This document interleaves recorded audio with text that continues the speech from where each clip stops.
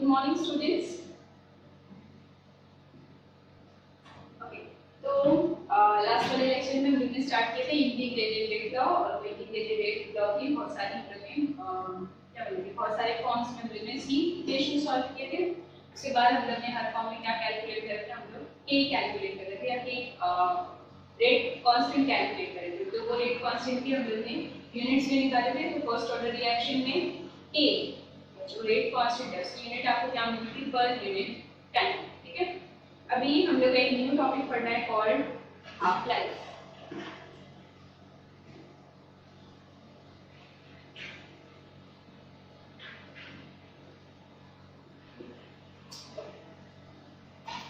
Half life आप इसको बोलोगे आधी जिंदगी तो नहीं बोलोगे, ठीक है, या जो टर्म है वो मोर स्पेसिफिकली उसको बता भी रहा है, कंप्लीट भी करना है। हाफ लाइफ का मतलब वो पीरियड है जिसमें हम लोग क्या पढ़ रहे हैं, हम लोग केमिकल काइनेटिक्स पढ़ रहे हैं, उसमें वेट पढ़ रहे हैं, बहुत सारा भी जितनी हम लोग ने क्या पढ़ेंगे, जितना भी हम लोग ने स्टडी किया उसमें हम लोग को समझ में क्या आ रहा है कि आपका जो रेट है तो रेट अफेक्ट कर रहा है या डिपेंड कर रहा है किसके ऊपर, कॉन्सेंट्रेशन ऑफ रिएक्टेंट के ऊपर। तो यहाँ पे भी हाफ लाइफ के लिए भी हम लोग को क्या पढ़ना है, एक्चुअली कॉन्सेंट्रेशन ही पढ़ना है या कॉन्सेंट्रेशन टर्म को डिफाइन करना है। तो वो टाइम या वो पीरियड जिसमें आपका क्या बोलेंगे आप, कॉन्सेंट्रेशन ऑफ रिएक्टेंट हाफ हो रहा है, ठीक है, वो टाइम को आप क्या बोलोगे, हाफ लाइफ। ठीक है, तो इसको अगर मुझे डिफाइन करना है तो कैसे कर सकते हैं, टाइम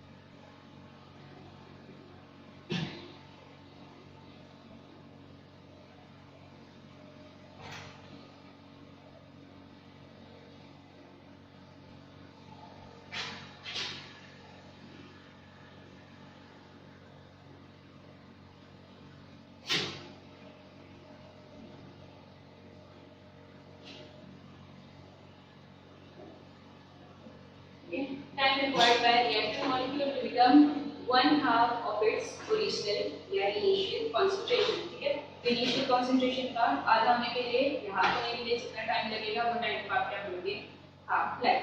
तो कंसीडर करो कि अगर आपके पास क्या है, हम लोग फर्स्ट ऑर्डर रिएक्शन पढ़ रहे हैं, तो फर्स्ट ऑर्डर रिएक्शन कंसीडर कर लेते हैं, ए ट्रांसफॉर्म हो रहा है टू टाइम। ठीक है, अगर मैं बोलूँ या एग्जाम्पल दूँ कि ए का कॉन्सेंट्रेशन इन जीरो टाइम कितना है, 100 ग्राम है या 100 मोल पर डीएम क्यूब है। ठीक है, अभी वो कॉन्सेंट्रेशन को हाफ होने के लिए लेट्स सपोज 20 मिनट्स लग रहे हैं, मतलब आफ्टर 20 मिनट्स क्या होने वाला है, टाइम स्टार्ट हुआ, ये जीरो पे उसका कॉन्सेंट्रेशन कितना है, 100 मोल पर डीएम क्यूब। ठीक है, आफ्टर 20 मिनट क्या है उसकी हाफ लाइफ, तो आफ्टर 20 मिनट को कितना हो जाएगा, उसकी इनिशियल कॉन्सेंट्रेशन का हाफ, मतलब 100 का हाफ विल बी 50।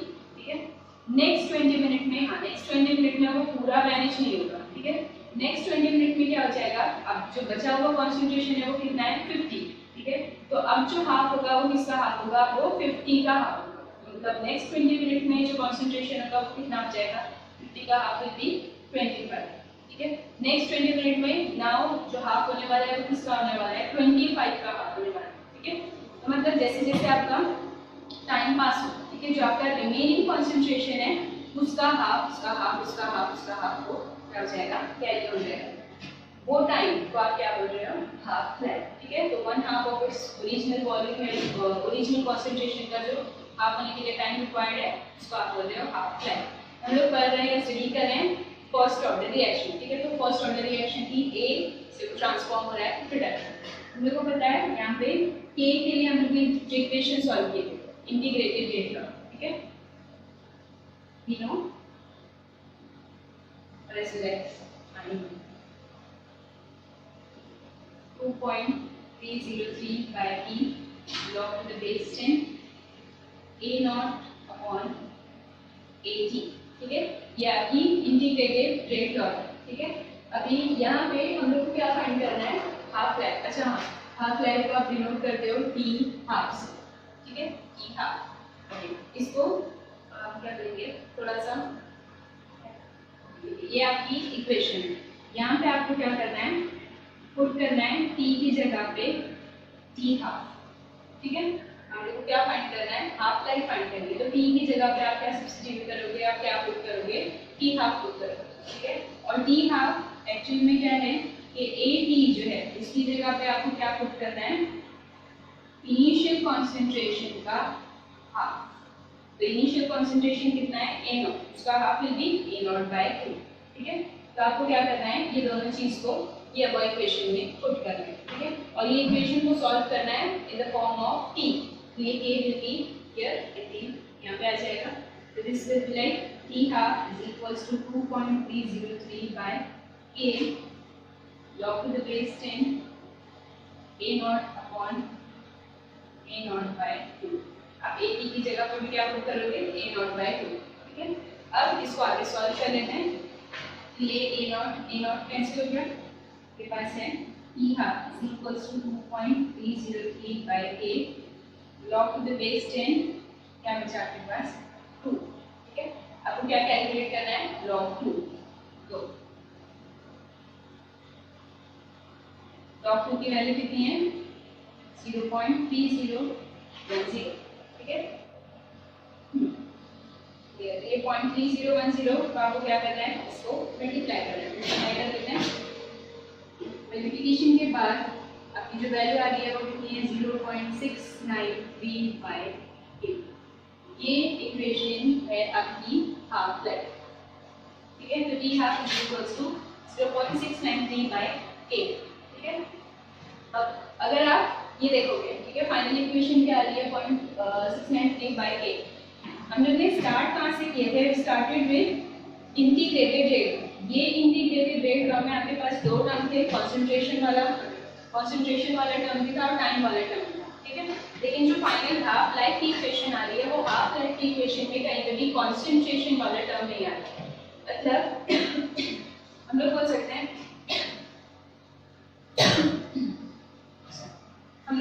हैं कि half life of first order reaction is independent of concentration of reactant, ठीक है। तो वो इक्वेशन से हम लोग को क्या मिला, it is independent concentration of air, ठीक है, क्योंकि concentration वाले टर्म एक ही आए नहीं है, ओके। अब फिर से यूनिट्स की बात कर लेते हैं। तो यूनिट्स क्या हो जाएगी, k की यूनिट अभी हम लोग ने पीछे पढ़े थे कि k की यूनिट क्या रहेगी, पर यूनिट टाइम, ठीक है। तो k की यूनिट क्या है, टाइम इनवर्स, ठीक है। तो ये नीचे टाइम इनवर्स है, ऑब्वियसली इसका अगर इनवर्स करोगे तो मतलब इसकी यूनिट क्या आने वाली है, टाइम ही आने वाली है। मतलब अगर k को आप एक्सप्रेस कर लेते पर सेकेंड में, पर मिनट में या पर आवर में, तो t की यूनिट क्या हो जाएगी, t हाफ की सेकेंड हो जाएगी, मिनट हो जाएगी या आवर हो जाएगी। ऑब्वियसली ये टाइम में तो इसमें एक्सप्रेस करते हैं अब सेकेंड में, मिनट में, आवर्स में। लेकिन यहाँ पे आपको ये मैटर कर रहा है कि आपका k जिसमें क्या बोलेंगे, k की जो यूनिट होगी आपके टाइम की भी उसके इनवर्स में वही यूनिट आनी चाहिए। मतलब अगर आप k को एक्सप्रेस कर रहे हैं मिनट में, पर मिनट में, तो आप t हाफ को पर सेकंड में एक्सप्रेस नहीं कर सकते, आपको उसको क्या करना पड़ेगा, कन्वर्ट करना पड़ेगा फ्रॉम मिनट टू सेकंड, ठीक है। ओके, तो ये हो गया। हम लोग क्या पढ़ रहे थे, हाफ लाइफ। हाफ लाइफ किसको बोलते हैं, the time taken by reaction reactant molecule to become one half of its initial concentration, ठीक है, उसको आप बोल रहे हो हाफ लाइफ, ठीक है। हम लोग हाफ लाइफ या जो भी अभी तक हम लोग स्टडी कर रहे हैं किसके लिए कर रहे हैं, first order reaction. First order reaction थी फ्रॉम ए टू प्रोडक्ट, ठीक है। हम लोग ने अभी इंटीग्रेटेड रेट लॉ किए थे, ठीक है, लास्ट वाले लेक्चर में। तो इंटीग्रेटेड रेट का क्या है कि k is equals to 2.303 by t log to the base 10 concentration, initial concentration और concentration after time t, ठीक है। तो a नॉट बाय a हम लोग फाइंड कर रहे हैं हाफ लाइफ। तो इसलिए आपको क्या करना है, पुट करना है t की जगह पे t हाफ और a t की जगह पे क्या करना है, उसको इनिशियल का आधा, मतलब a नॉट बाय 2। ये दोनों का आपने इसको पुट किए, ठीक है। तो क्या मिला यहाँ पे log 2 की वैल्यू सब्स्टिट्यूट किए, ये दोनों कांस्टेंट को मल्टीप्लाई करने के बाद आपको जो फाइनल इक्वेशन मिली वो फाइनल इक्वेशन क्या है, 0.693 बाय k, ठीक है। ऑल ओवर इक्वेशन में हम लोग ने स्टार्टिंग में देखे थे कि आपके पास क्या थे, कंसंट्रेशन वाले टर्म थे, लेकिन फाइनल इक्वेशन में जाके वहां पे आपको एक भी कंसंट्रेशन वाला टर्म नहीं मिला। इसका मतलब क्या है कि half life of first order reaction is independent of concentration of the reactant, ठीक है। और उसके बाद यूनिट्स, ठीक है। तो k को अभी हम लोग ने पढ़े थे कि इसको हम लोग कैसे एक्सप्रेस करें, पर यूनिट टाइम, ठीक है, पर सेकंड, पर minute, per hour, per day. तो t हाफ भी क्या हो जाएगा, उसका इनवर्स अगेन, मतलब सेकंड, मिनट्स, आवर्स, ओके।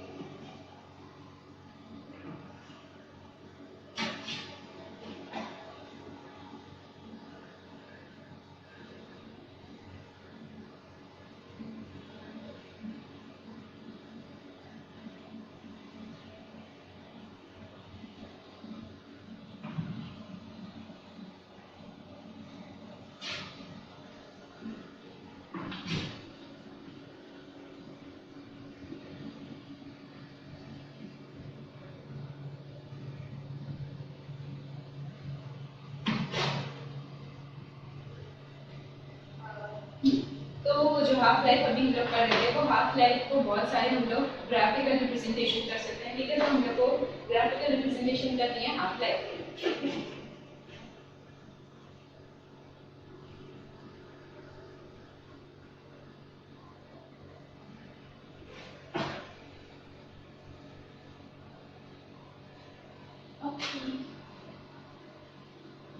तो सबसे पहले अगर मैं बोलूँ कि जो आपका कंसंट्रेशन था या ये ए है, ठीक है, ए आपका क्या है, रिएक्टेंट, ठीक है।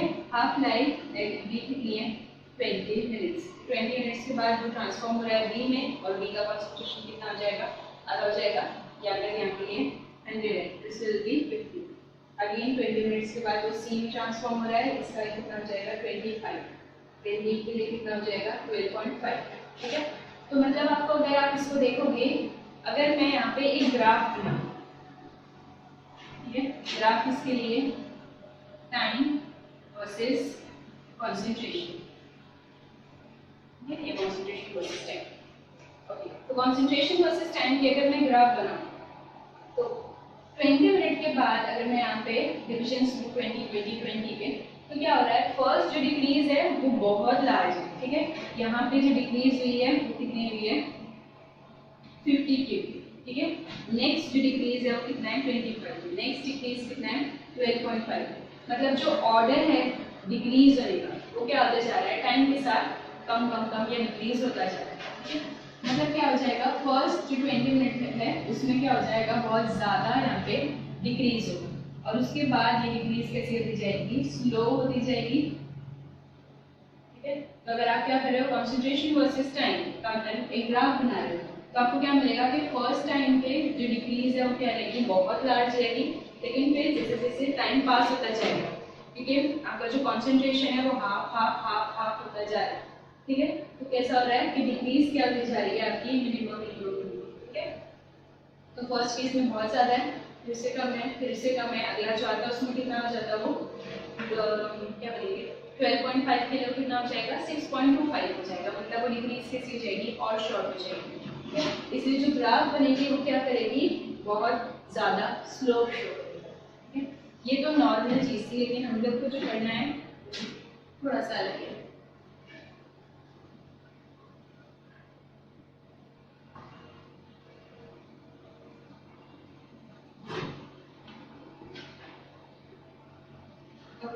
हम लोग फर्स्ट ऑर्डर रिएक्शन स्टार्ट कर रहे थे, ठीक है। तो फर्स्ट ऑर्डर रिएक्शन क्या था, जो स्टार्ट किए थे इंटीग्रेटेड रेट टॉपिक। तो फर्स्ट जो इक्वेशन आई थी वो फर्स्ट इक्वेशन क्या था, minus dA/dt is equals to ये ए, ठीक है। ये इक्वेशन पढ़े थे हम लोग ने, या एकदम स्टार्ट किए थे जब हम लोग ने दो रेट लॉस को सॉरी जो रेट लॉ था वो वाला इंस्टेंटेनियस रेट को कंबाइन कर दिया। आपके रेट लॉ से आया है, फर्स्ट ऑर्डर के रेट लॉ, और ये क्या है by definition of instantaneous rate, ठीक है। तो ये दोनों रेट है, हम लोग इसको क्या बोलेंगे इक्वेट किए, ठीक है। आपको ये वाली इक्वेशन को क्या करना है, रिलेट करना है स्ट्रेट लाइन की इक्वेशन से। स्ट्रेट लाइन की इक्वेशन क्या है, y = mx + c। तो ये क्या है y n x, ठीक है। c नहीं है तो लेट ये क्या है 0, ये c, ठीक है। ये y एक्सिस है, x एक्सिस है, m स्लोप है आपका, और c क्या है आपका y इंटरसेप्ट। अब अगर तो यहाँ पे अगर मैं ग्राफ बनाऊं तो y एक्सिस पे क्या है आपका dA/dt, ठीक है। और x एक्सिस पे क्या है कंसंट्रेशन, कंसंट्रेशन है, और ये ठीक है। तो मैं ये dA/dt की जगह पे मैं आप बोल सकते हैं कि ये क्या है, दिस इज रेट, और यहाँ पे concentration A is nothing but concentration, मतलब रेट वर्सेस कंसंट्रेशन की अगर आप ग्राफ बनाओगे तो आपको यहाँ पे आपका y इंटरसेप्ट 0 है, y इंटरसेप्ट 0 है मतलब आपकी लाइन क्या होगी ओरिजिन से पास होगी, और इसका स्लोप होगा क्या होगा, slope is equals to k, बराबर है। तो ये फर्स्ट इक्वेशन थी। ये फर्स्ट इक्वेशन को अगर हम लोग स्ट्रेट लाइन की इक्वेशन से टैली करके उसके बाद जो ग्राफ बनाए तो ग्राफ किसकी बनी थी, रेट वर्सेस कंसंट्रेशन, ठीक है। तो वो क्या है, एक स्ट्रेट लाइन है जो पास हो रही है ओरिजिन से, y ओरिजिन, क्योंकि यहाँ पे y इंटरसेप्ट कितना है 0 है, ठीक है। तो इसलिए क्या होगी ओरिजिन से पास होगी, और उसका जो स्लोप है वो कितना है k, ठीक है। और इसको और फॉर्म से भी हम लोग लिख सकते हैं, तो और दूसरा फॉर्म, ठीक, ये फर्स्ट वाली का, ठीक है। सेकेंड वाला देखते हैं।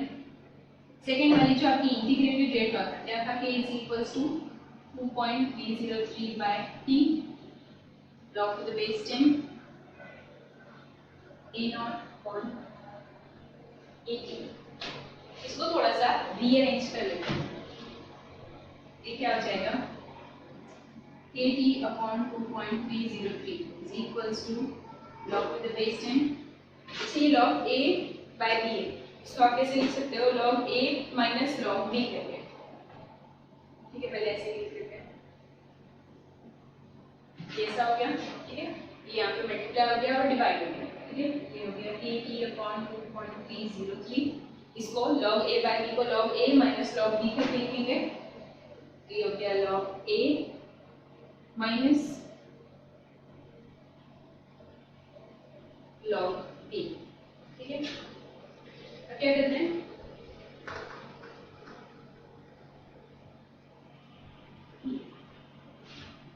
अभी ये वाले टर्म को एक साइड पे कर लेते हैं, तो ये कैसा हो जाएगा,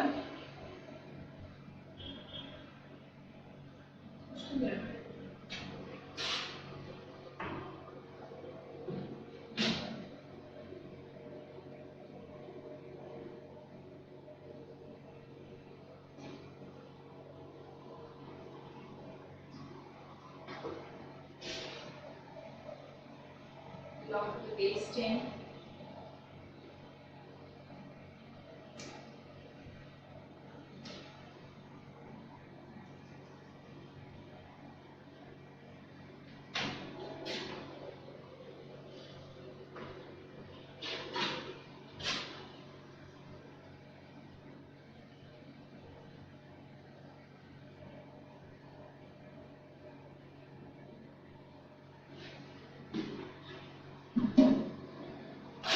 ये वाले टर्म को इस साइड पे करना है, ये टर्म इस साइड पे आएगा, ये क्या हो जाएगा, यहाँ पे ये प्लस है, this is minus kt/2.303 plus,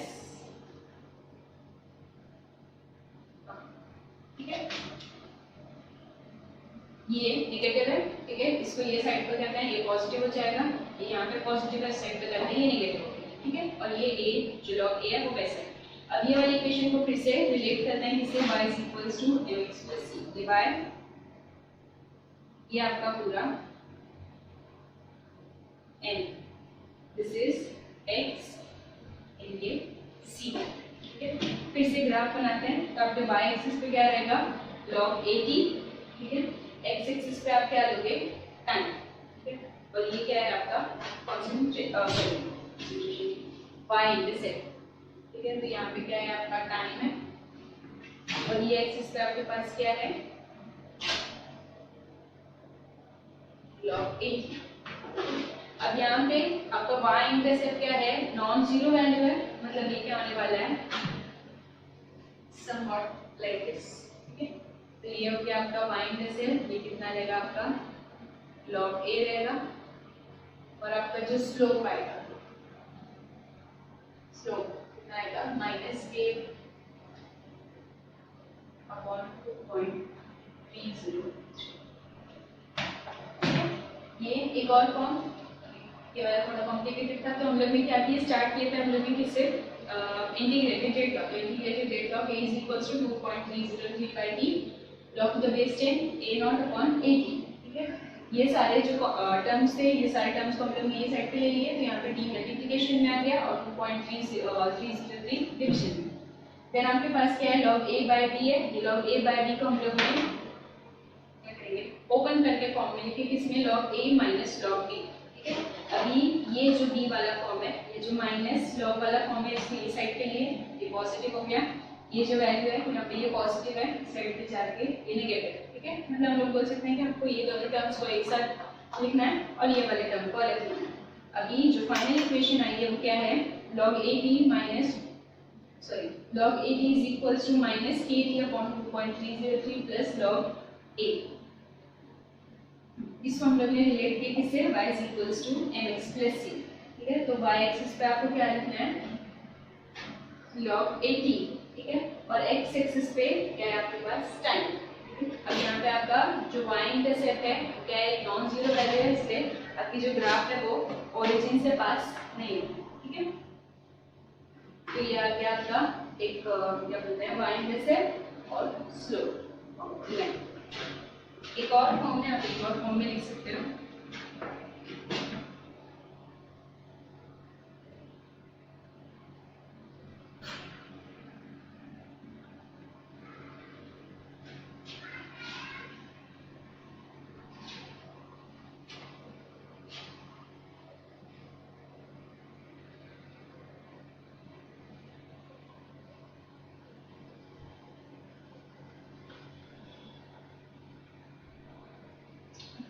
यही वाली इक्वेशन, मतलब a is equals to 2.303 by t log a dot upon a।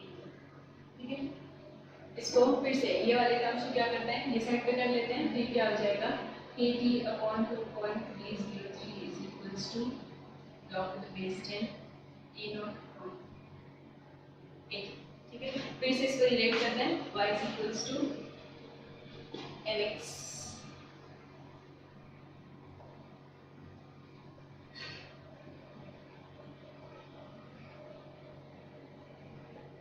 ये हो गया y m और x। मतलब यहाँ पे जो आपकी ग्राफ बनेगी, फिर से x एक्सिस पे आपके पास टाइम है और y एक्सिस पे a naught by at। Again यहाँ पे क्या है, आपका जो c या जो y इंटरसेप्ट है वो 0 है, तो अगेन ये जो ग्राफ रहेगी ये कहाँ से पास होगी, ओरिजिन से, और ये लाइन का जो स्लोप आएगा, स्लोप क्या रहेगा, k अपॉन 2.303। ठीक है, अब हम लोग क्यों बार बार ये स्लोप को यहाँ पे ज्वाइन कर रहे हैं, क्योंकि आप क्या कर सकते हो, जो भी आपका एक्सपेरिमेंट है वो एक्सपेरिमेंट के बाद अगर आपको रेट कांस्टेंट फाइंड करना है, ठीक है, तो आप कैसे फाइंड करोगे, उसके स्लोप से फाइंड कर सकते हो रेट कांस्टेंट। हर केस में आपका जो स्लोप है वो आपको क्या दे रहा है, रेट कांस्टेंट की वैल्यू दे रहा है। ओके, तो हम लोग क्या पढ़े थे, हाफ लाइफ पढ़े थे। हाफ लाइफ हम लोग ने पढ़े वो टाइम है जिसमें क्या हो जाएगा, आपका जो रिएक्टेंट का कॉन्सेंट्रेशन है वो हाफ हो जाएगा। ठीक है, फिर उसके बाद हम लोग ने फाइनल इक्वेशन पढ़े थे, तो t half is equals to क्या मिला था आपको, 0.693 बाय k। ठीक है, वो तो हो गया। उसके बाद हम लोग वो जो हाफ लाइफ है इसको डिटरमाइन करने के लिए क्या करें, एक्सपेरिमेंट करें और वो एक्सपेरिमेंट उसकी ग्राफ बनाएं। ठीक है, तो ये क्या थे उसके ग्राफिकल रिप्रेजेंटेशन। ठीक है, तो आप अलग अलग फॉर्म में क्या कर सकते हो, ग्राफ प्लॉट कर सकते हो और फिर वो ग्राफ प्लॉट करके आपको वो जो रेट कांस्टेंट है उसकी वैल्यूज क्या हो जाएगी इजीली आप कैलकुलेट कर सकते हो। ओके।